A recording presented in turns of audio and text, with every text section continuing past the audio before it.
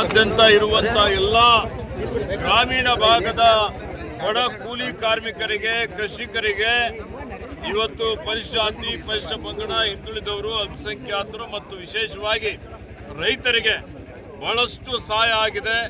ಅವರೆಲ್ಲರ ಆರ್ಥಿಕ ಅಭಿವೃದ್ಧಿಗೆ ಕಾರಣ ಆಗಿದೆ. ಸುಮಾರು ಜನರಿಗೆ ಕನಿಷ್ಠ 100 ದಿವಸ ಉದ್ಯೋಗ ಅವರಿಗೆ ಸಿಕ್ಕಿದೆ. ಇದು ಇವತ್ತೇನು ಬದಲಾವಣೆ ಮಾಡಿ BBJY ರಾಮ್ಜಿ ಅಂತ ಹೇಳಿ ಯೋಜನೆ ಜಾರಿಗೆ ತಂದಿದ್ದಾರೆ. ಮನ್ರೇಗಾ ಅನ್ನು ರದ್ದು ಮಾಡಿದ್ದಾರೆ. ಇದರ ವಿರುದ್ಧ ನಮ್ಮ ಪಕ್ಷದ ವತಿಯಿಂದ ಆಂದೋಲನ ಮಾಡ್ತಾ ಇದ್ದೇವೆ.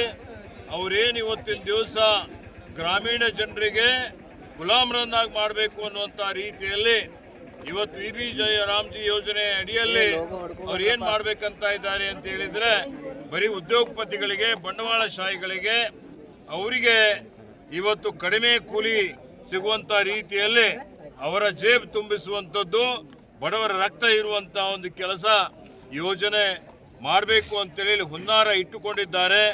ಮತ್ತು ಇವತ್ತು ಕೇಂದ್ರ ರಾಜ್ಯ ಸರ್ಕಾರದ ಏನೊಂದು ಅವರು ಮೊದಲು 90% ಕೇಂದ್ರ ಸರ್ಕಾರ ಕೊಡ್ತಾ ಇತ್ತು, 10% ರಾಜ್ಯ ಸರ್ಕಾರ ಹಣ ಕೊಡ್ತಾ ಇತ್ತು. ಅದನ್ನು ಬದಲಾವಣೆ ಮಾಡಿ 60% ಕೇಂದ್ರ, 40% ರಾಜ್ಯ ಸರ್ಕಾರ ಮಾಡಿ ರಾಜ್ಯ ಸರ್ಕಾರಕ್ಕೆ ದಿವಾಳಿಗೆ ತಳ್ಳಬೇಕು ಅಂತ ಹೊರಟಿದೆ. ರಾಜ್ಯ ಸರ್ಕಾರವನ್ನು ದುರ್ಬಲ ಮಾಡಬೇಕು ಅಂತ ಹೊರಟಿದೆ. ಇವೆಲ್ಲ ಕಾರಣಗಳಿಂದ ಇವತ್ತು ಏನು ನಮ್ಮ ಒಕ್ಕೂಟದ ವ್ಯವಸ್ಥೆಗೆ ಇದರಿಂದ ಧಕ್ಕೆ ಆಗ್ತದೆ.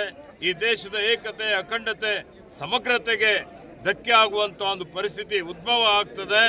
ಅದಕ್ಕೆ ಬಡವರ, ಗ್ರಾಮೀಣ ಭಾಗದ ಜನರ ಬದುಕು, ಅವರು ಸ್ವಾವಲಂಬಿಗಳಾಗಬೇಕು, ಸ್ವಾಭಿಮಾನಿಗಳಾಗಬೇಕು, ಆರ್ಥಿಕವಾಗಿ ಅವರ ಅಭಿವೃದ್ಧಿ ಆಗಬೇಕು ಅಂತ ಹೇಳಿದರೆ ಮನ್ರೇಗಾ ಮತ್ತೆ ಪುನಃ ಪ್ರಾರಂಭ ಮಾಡಬೇಕು. ಇವತ್ತು ಅದನ್ನು ಮುಂದುವರಿಸಬೇಕು ಅನ್ನುವಂಥ ಒಂದು ಒತ್ತಾಯ ಮನ್ರೇಗಾ ಬಚಾವ್ ಆಂದೋಲನ ಇವತ್ತು ಮಾನ್ಯ ಘನತೆವೆತ್ತ ರಾಷ್ಟ್ರಪತಿಗಳಿಗೆ ನಮ್ಮ ಪಕ್ಷದ ವತಿಯಿಂದ ಒಂದು ಮನವಿಯನ್ನು ಸಲ್ಲಿಸಲಾಗ್ತಾ ಇದೆ. ಇವತ್ತು ಬೆಂಗಳೂರಿನಲ್ಲಿ 27ಕ್ಕೆ ಒಂದು ಹೋರಾಟ ಇದೆ. ಈ ಹೋರಾಟ ಮನ್ರೇಗಾ ಮತ್ತೆ ಪುನಃ ಇವತ್ತು ಜಾರಿಗೆ ಬರುವ, ಮರುಜಾರಿ ಆಗುವವರೆಗೆ ನಡೀತದೆ ಅನ್ನುವಂಥ ಒಂದು ಮಾತನ್ನು ಹೇಳಿಕೆ ಬಯಸ್ತೇನೆ. ಬಿಜೆಪಿ ಆರೋಪ ಏನಂದ್ರೆ ಮೊದಲು 10% ಕೊಡ್ತಾ ಇದ್ದ ದುಡ್ಡು ಎಲ್ಲಮ್ಮ ಜಾತ್ರೆ ಬೇರೆ ದಾರಿ ಇಲ್ಲ, ನೋಡಿ, ಅವರ ಆರೋಪದಲ್ಲಿ ಯಾವುದೇ ಹುರುಳಿಲ್ಲ.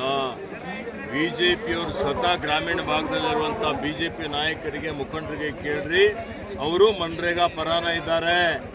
ಅವರು ಅವರ ವರಿಷ್ಠರ ಒಂದು ಹೆದರಿಕೆಯಿಂದ ಈ ರೀತಿ ಹೇಳಿಕೆ ಕೊಡ್ತಾ ಇದ್ದಾರೆ. ಆತ್ಮಸಾಕ್ಷಿಯಾಗಿ ಬಿಜೆಪಿಯವರು, ಅವರ ಕಾರ್ಯಕರ್ತರು, ಗ್ರಾಮೀಣ ಭಾಗದಲ್ಲಿದ್ದಂಥವ್ರು ಹೇಳಿಕೆ ಕೊಡಲಿ.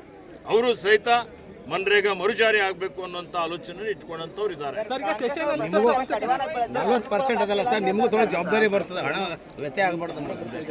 ನೋಡಿ, ಆ ಹಣ ಯಾರ್ದಿದೆ? ಕೇಂದ್ರ ಸರ್ಕಾರದ ಹಣ, ರಾಜ್ಯ ಸರ್ಕಾರದ ಹಣ. 4.5 ಲಕ್ಷ ಕೋಟಿ ತೆರಿಗೆ ನಾವು ಪಾವತಿ ಮಾಡ್ತೀವಿ, ಅರ್ಥ ಮಾಡಿಕೊಳ್ಳಿರಿ. 4.5 ಲಕ್ಷ ಕೋಟಿಯಲ್ಲಿ ನಮಗೆ ಬರುವಂಥದ್ದು ಬರೀ ಒಂದು 60,000 ಕೋಟಿ, 1 ರೂಪಾಯಿಗೆ 14 ಪೈಸೆ. ಬಾಕಿ ಹಣ ಎಲ್ಲಿ ಹೋಗ್ತಾ ಇದೆ? ಬಾಕಿ ಹಣ ಯಾರಿಗೆ ಕೊಡ್ತಾ ಇದ್ದಾರೆ ಹೇಳ್ಬೇಕಲ್ಲ, ಉತ್ತರ ಕೊಡಬೇಕಲ್ಲ. ಈ ದೇಶದ ಜನ ಇವತ್ತು ಕೇಂದ್ರದ ಬಿಜೆಪಿ ಸರ್ಕಾರದಿಂದ ಉತ್ತರ ಬಯಸ್ತಾ ಇದ್ದಾರೆ.